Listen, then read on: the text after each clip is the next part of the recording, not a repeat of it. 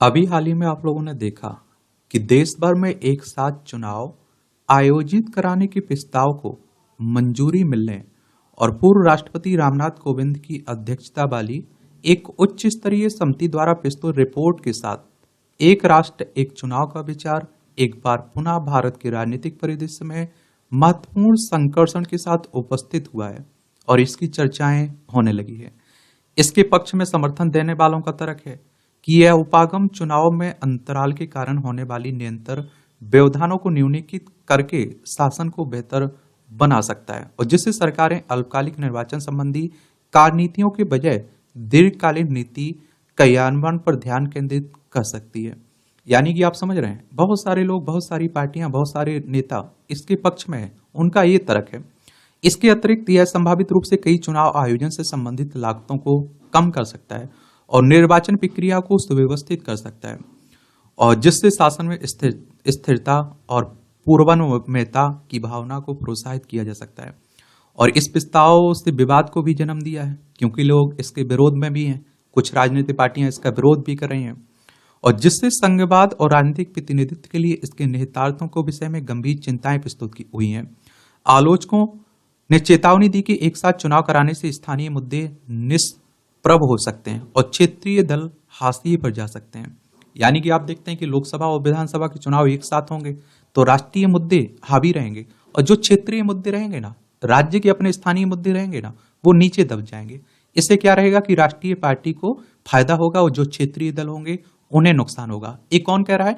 जो लोग इसका विरोध कर रहे हैं।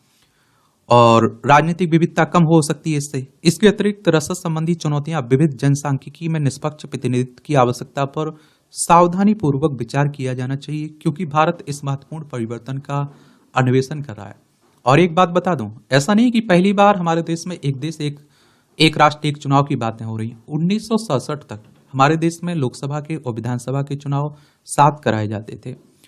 तो इस तरह के टॉपिक के बारे में एक सामान्य जानकारी अपने पास जरूर रखिएगा। एक राष्ट्र एक चुनाव क्या है, इसके बारे में याद रखिएगा और एक राष्ट्र एक चुनाव के क्या लाभ हो सकते हैं, उन पर भी आपको जानकारी रखना है। और एक राष्ट्र एक चुनाव से जुड़ी हुई कौन कौन सी चुनौतियां हैं, उन चुनौतियों के बारे में याद रखिएगा। वन नेशन वन इलेक्शन पर विभिन्न समितियों ने जो सिफारिशें की हैं, उन सिफारिशों के बारे में भी आप लोगों को याद रखना है।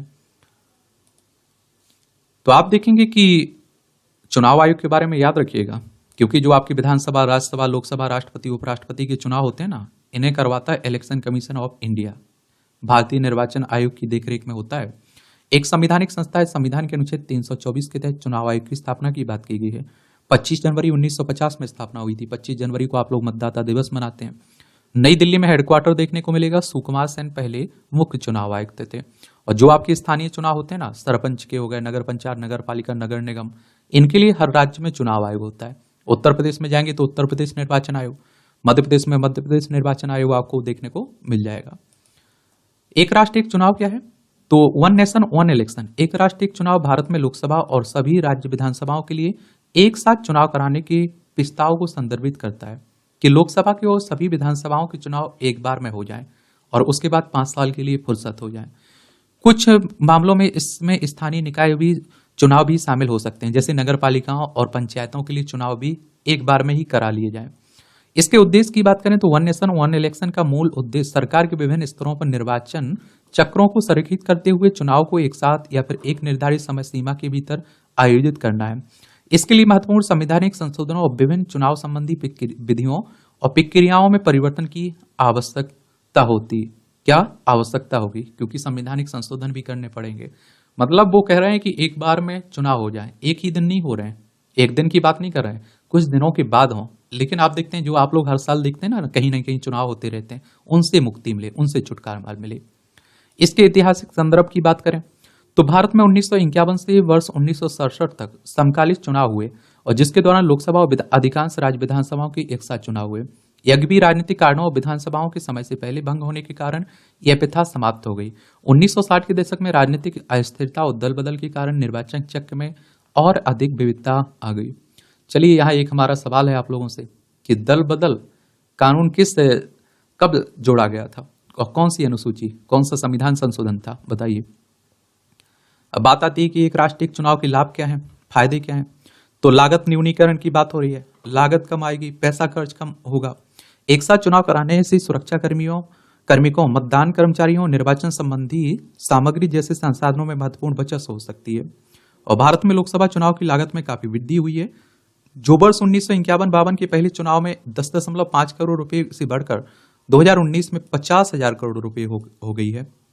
और आप देखिए, यह महत्वपूर्ण वृद्धि विगत कुछ दशकों में निर्वाचन प्रक्रिया की बढ़ती जटिलताओं और पैमाने पर प्रदर्शित करती है। इसके अतिरिक्त सुव्यवस्थित प्रक्रियाओं के कारण भारत निर्वाचन आयोग की परिचालन लागत भी कम हो सकती है। इससे शासन तत्व तो ये आप देखिए, कम चुनाव से अल्पकालिक निर्वाचन संबंधी कार्य नीति और आदर्श आचार संहिता के कारण उत्पन्न नीतिगत पक्षाघात को कम किया जा सकता है। शासी संसाधनों पर दबाव, नियंत्रण, प्रचार और राजनीतिक दलों के बीच भ्रष्टाचार को भी कम किया जा सकता है, क्योंकि अभी आप देखते हैं कहीं ना कहीं आपके चुनाव होते रहते हैं तो आदर्श आचार संहिता बनी रहती है। व्यवधान न्यूनीकरण तो कम चुनाव आयोजित होने से सार्वजनिक जीवन में व्यवधान कम होगा और जिससे मतदान केंद्रों के रूप में पर्याप्त उपयोग किए जाने वाले शैक्षणिक संस्थानों को लाभ होगा। और इसके अतिरिक्त शिक्षकों को अन्य सरकारी सेवा कर्मियों की तरह चुनाव ड्यूटी और प्रशिक्षण में लगाया जाता है और जिससे उनका वास्तविक कार्य बाधित होगा। और इस प्रकार वन नेशन वन इलेक्शन अधिकारियों को निर्वाचन संबंधी कर्तव्यों के बजाय शासन पर अधिक ध्यान केंद्रित करने की अनुमति देकर प्रशासनिक दक्षता को संवर्धित कर सकता है। मतदाताओं की भागीदारी में वृद्धि, समर्थकों का तर्क है कि एक साथ चुनाव कराने से चुनावी क्लांति कम हो सकती है और जिससे संभावित रूप से मतदाताओं की भागीदारी और मतदान प्रतिशत में वृद्धि हो सकती है। अब आप देखिए, हम अपना ले लेते हैं या आपका ले लेते हैं, अगर हमें लगे कि 5 साल में ये मौका मिले कि एक बार ही वोट डालना है, तो हम शहर से बाहर भी रह रहे हैं ना, हम कहीं भी रह रहे हैं, तो हम एक बार वोट डालाएंगे। अब आप सोचिए कि हमें बार बार परेशान होना पड़ेगा वोट डालने के लिए, तो हम सोचेंगे अरे छोड़िए ना। तो ये भी कहा जा रहा है कि एक बार में चुनाव होगा तो वोट % बढ़ेगा और कई रिपोर्टों में एक खुलासा भी हुआ। सुव्यवस्थित प्रचार, राजनीतिक दलों को साकेंद्रित प्रचार प्रयासों से लाभ हो सकता है, जिससे छोटे दलों को प्रभावी ढंग से प्रतिस्पर्धा करने का बेहतर अवसर प्राप्त हो सकता है। आर्थिक लाभ, कोविंद समिति की रिपोर्ट में संकेत दिए गए कि एक साथ चुनाव होने के बाद वाले वर्ष में भारत की राष्ट्रीय वास्तविक GDP वृद्धि दर विगत वर्ष की तुलना में 1.5% अधिक हो सकती है। रिपोर्ट में यह भी संकेत दिया गया है कि एक साथ चुनाव होने से राजकोषीय घाटे में 1.28% की वृद्धि और सार्वजनिक व्यय में 17.67% की वृद्धि हो सकती है। इसके अतिरिक्त चुनाव की निरंतरता कम होने से काले धन का अंतर्वाह कम हो सकता है और राजनीतिक संधान के लिए व्यवसायों पर दबाव कम हो सकता है। 18वीं लोकसभा के चुनाव के दौरान निर्वाचन आयोग ने 10,000 करोड़ रुपए जब्त किए हैं, ये भी याद रखिए। देखिए, मैं आप लोगों से एक बात हमेशा कह रहा हूं कि NCERT किताबें हर सब्जेक्ट की पढ़ लीजिए। अब आप कहेंगे GDP क्या होता है, एक इसके बारे में भी याद रखिएगा, GDP के बारे में क्या होता है GDP। तो आप देखिए, GDP का तात्पर्य है सकल घरेलू उत्पाद से। यह किसी देश में एक समय अवधि के दौरान उत्पादित सभी अंतिम वस्तुओं और सेवाओं के कुल मौद्रिक मूल्य का प्रतिनिधित्व करता है। अब आप कहेंगे राजकोषीय घाटा क्या होता है, क्या राजकोषीय घाटा क्या होता है, इसे भी याद रखा करिएगा। तो राजकोषीय घाटा तब होता है जब सरकार का खर्च उसकी आय से अधिक हो जाता है। ये संबंधित चुनाव अनुवीक्षण, एक साथ चुनाव को की केंद्रित प्रकृति संशोधित चुनाव अनुवीक्षण की सुविधा प्रदान कर सकती है। प्रशासनिक दक्षता में समृद्धि, समर्थकों का तर्क है कि संयुक्त चुनाव कराने से प्रशासनिक दक्षता में संवर्धित हो सकती है। एक साथ चुनाव कराने से प्रशासनिक कार्य में लगने वाला समय कम होगा तथा निर्वाचन प्रक्रियाओं में लगने वाले संसाधनों को मुक्त करके सुरक्षा में सुधार होगा। अब एक राष्ट्र एक चुनाव के सामने कौन कौन सी चुनौतियां, इन चुनौतियों को याद रखिएगा। संघवाद के लिए खतरा, जो लोग इसका विरोध करते हैं यही तो कह रहे हैं कि संघवाद को खतरा होगा इससे। राष्ट्रीय और राज्य चुनाव को एक साथ कराने से स्थानीय मुद्दे प्रभावित हो सकते हैं क्योंकि राष्ट्रीय मुद्दे चुनावी विमर्श पर हावी हो सकते हैं। जैसे कुछ लोग उदाहरण देते हैं, दिल्ली में आप देखिए विधानसभा के चुनाव होते हैं तो आम आदमी पार्टी को एक तरफा बहुमत मिलता है और जब आप देखते हैं लोकसभा के चुनाव होते हैं तो बीजेपी को 7 की 7 सीट मिलती है वहां। इसका परिणाम यह हो सकता है कि राष्ट्रीय दल क्षेत्रीय समस्याओं को निष्पक्ष कर देंगी और जिससे स्थानीय चिंताओं जरूरतों का प्रतिनिधित्व कम हो जाएगा और जिससे जिन्हें आप देखिए राज्य स्तरीय दल की सबसे उपयुक्त तरीके से समझते हैं। इसके अतिरिक्त आप देखेंगे समन्वित निर्वाचन ढांचे में छोटे क्षेत्रीय दलों को अधिक धन और अधिक प्रभाव वाले दलों के साथ प्रतिस्पर्धा करने में कठिनाई हो सकती है और जिससे राजनीतिक विविधता कम हो सकती है, क्षेत्रीय मुद्दे निष्पक्ष हो सकते हैं। एक साथ मतदान से कम जानकारी वाले या फिर पहली बार मतदान करने वाले मतदाता भ्रमित हो सकते हैं और जिसके परिणाम स्वरूप अज्ञानतापूर्वक विकल्प सामने आ सकते हैं और अधिक मत अवैध हो सकते हैं, जो लोकतंत्र को कमजोर कर सकता है। इस संभार तंत्र संबंधी चुनौतियां, एक साथ चुनाव आयोजित करने से भारत निर्वाचन आयोग और सुरक्षा बलों के संसाधनों क्षमताओं पर भारी दबाव पड़ेगा। एक साथ चुनाव कराने के लिए इलेक्ट्रॉनिक वोटिंग मशीन ईवीएम और voter verifiable paper audit roll VVPAT मशीनों की बड़ी मात्रा में खरीद की आवश्यकता होगी। कार्मिक लोक शिकायत विधि एवं न्याय संबंधी संसदीय समिति स्थायी समिति 2015 से ने अनुमान लगाया था कि इन मशीनों की अधिप्राप्ति के लिए लगभग 9,284.15 करोड़ रुपए की आवश्यकता होगी। विविध क्षेत्रों में रसद संबंधी चुनौतियों के कारण चुनाव की सत्यनिष्ठा और सुचारू क्रियान्वयन पर प्रभाव पड़ सकता है। संवैधानिक चिंताएं, तो वन नेशन वन इलेक्शन को क्रियान्वित करने के लिए संविधान और लोक प्रतिनिधित्व अधिनियम 1951 में महत्वपूर्ण संशोधन की आवश्यकता होगी, जिससे संभवतः इसके मूल ढांचे में परिवर्तन आएगा। कुछ संशोधनों के लिए अनुच्छेद 368 के अंतर्गत 1/3 सदस्यों के विशेष बहुमत की आवश्यकता होगी और भारत के आधे से अधिक राज्यों द्वारा अनुसमर्थन की आवश्यकता होगी। और ऐसे परिवर्तन राष्ट्रपति और राज्यपालों की मौजूदा शक्तियों का अतिक्रमण कर सकते हैं और जिससे शक्ति संतुलन और भारत के संसदीय लोकतंत्र की प्रकृति पर प्रश्न उठ सकते हैं। शासन संबंधी निर्वात, राजनीतिक संकटों के प्रति उत्तर में समय से पहले चुनाव कराने में सुनम्यता की कमी के कारण उन राज्यों में लंबे समय तक राष्ट्रपति शासन लागू रह सकता है जहां सरकारें बीच में ही गिर जाती हैं और ऐसे शासन में निर्वात उत्पन्न हो सकता है, जिससे नागरिकों को संकटपूर्ण समय के दौरान पर्याप्त प्रतिनिधित्व या निर्णय का अधिकार नहीं मिल पाएगा। यानी कि बीच में जो सरकारें गिर जाएंगी उनका क्या होगा। उत्तरदायित्व न्यूनीकरण, तो आप देखते हैं कि बार बार चुनाव होने से प्रतिनिधि सतर्क रहते हैं, परंतु विशेषज्ञ चेतावनी देते हैं कि कम बार चुनाव होने से उत्तरदायित्व न्यून हो सकते हैं, जिससे मतदाताओं के असंतोष व्यक्त करने की संभावना सीमित हो सकती है।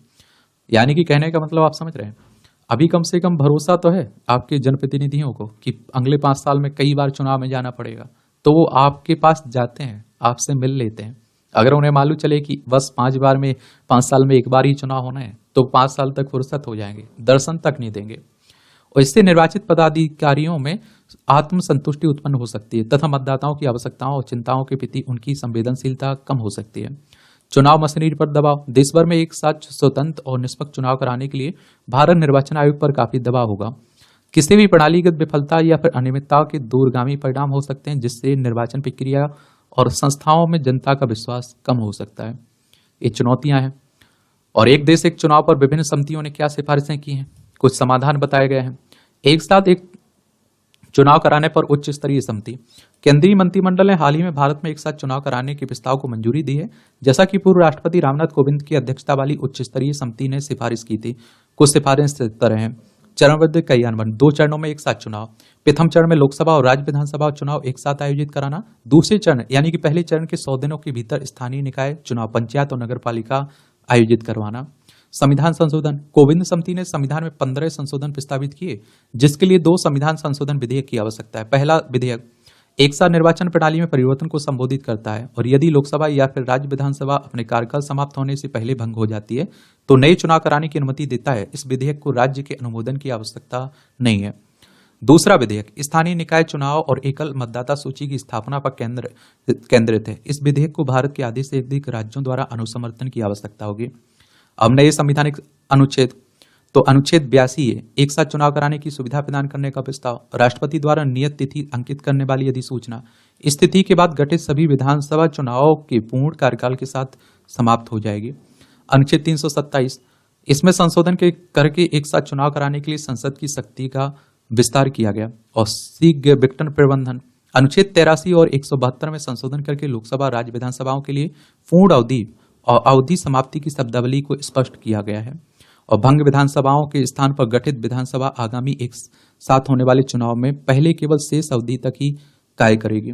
मान लीजिए कि 2 साल हुआ और कोई विधानसभा यानी कि आपकी राज्य सरकार गिर गई, तो बाकी 3 साल के लिए ही चुनाव होंगे वहां जो नए होंगे। स्थानीय निकाय चुनाव और मतदाता सूची, तो दूसरा विधेयक एक नया अनुच्छेद 324A प्रस्तावित करता है, जो संसद को यह सुनिश्चित करने का अधिकार देता है कि स्थानीय चुनाव आम चुनाव के साथ हों। और नया अनुच्छेद 325(2) सभी चुनाव के लिए एकल मतदाता सूची प्रदान करता है, जिसका प्रबंधन ECI द्वारा किया जाएगा और जिससे राज्य निर्वाचन आयोग की भूमिका परामर्श क्षमता तक सीमित हो जाएगी। और आप सभी जानते हैं कि देखिए, वोट डालने की उम्र 18 साल रखी गई है, तो अलग अलग वोटर सूची बनाने की जरूरत क्या है। फिर तो एक ही साथ बना दीजिए, स्थानीय चुनाव के लिए, लोकसभा के लिए और विधानसभा के लिए। संभार तंत्र विचारना, इन सिफारिशों के कार्यान्वयन के लिए निर्बाध निर्वाचन प्रक्रिया सुनिश्चित करने हेतु सरकार के विभिन्न स्तरों के बीच व्यापक योजना और समन्वय की आवश्यकता होगी। कुछ पहले भी अनुशंसाएं की गई थी। विधि आयोग का कार्यपात्र 2018, तो एक साथ चुनाव कराने के लिए संविधान और लोक प्रतिनिधित्व अधिनियम 1951 में संशोधन किया जाएगा और त्रिशंकु विधानसभा में गतिरोध को रोकने के लिए दल बदल विरोधी कानून को संशोधित किया जाएगा। अतिरिक्त सुगमता के लिए चुनाव अधिसूचना जारी करने की 6 महीने की सीमा बढ़ाई जाएगी।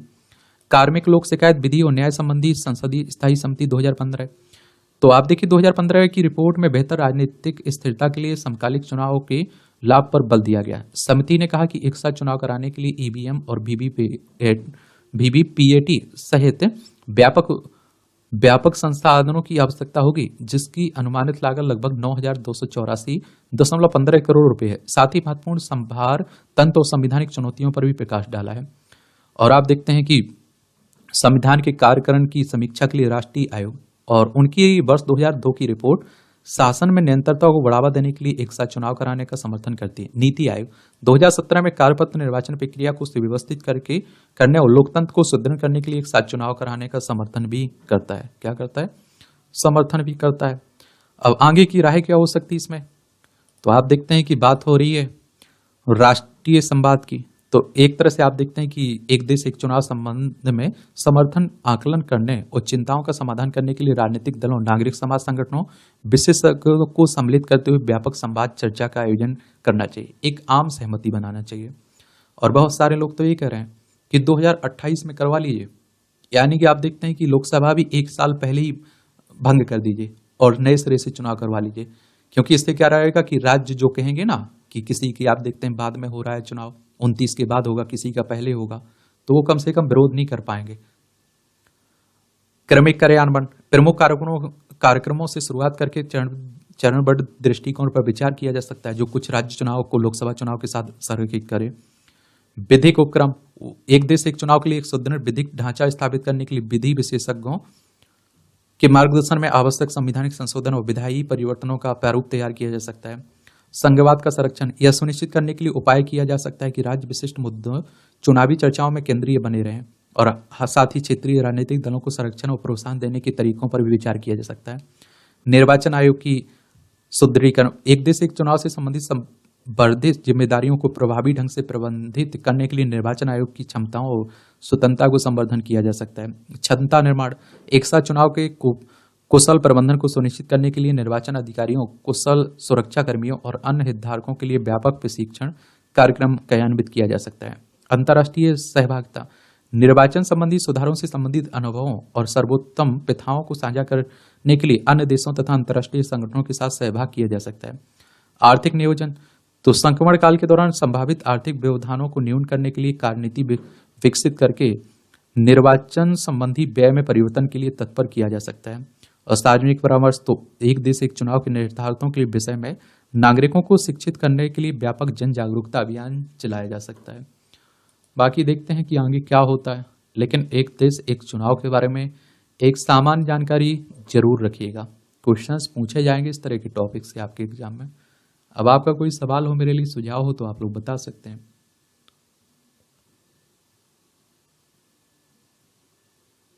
धन्यवाद।